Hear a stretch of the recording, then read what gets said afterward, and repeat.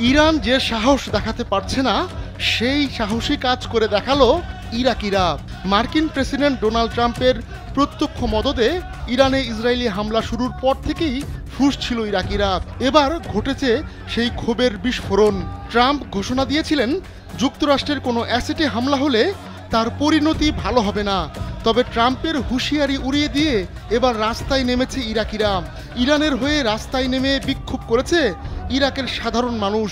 সামরিক ও বেসামরিক পোশাক পরা ব্যক্তিদের আমেরিকা ও ইসরায়েলের বিরুদ্ধে স্লোগান দিতেও শোনা যায়।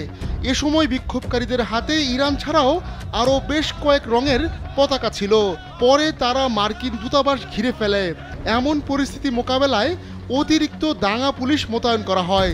স্যান্ডেলিনা সো, রূপচর্চায় আভিজাত্য। গেল শুক্রবার গভীর রাতে ঘুমন্ত ইরানিদের ওপর 2 শতাধিক যুদ্ধবিমান নিয়ে হামলে পড়ে ইসরায়েল। এরপর থেকে পাল্টা জবাব দিতে শুরু করেছে ইরান। ঘোষণা দিয়ে চালানো এসব হামলায় ইরান এখন নাস্তানাবুদ।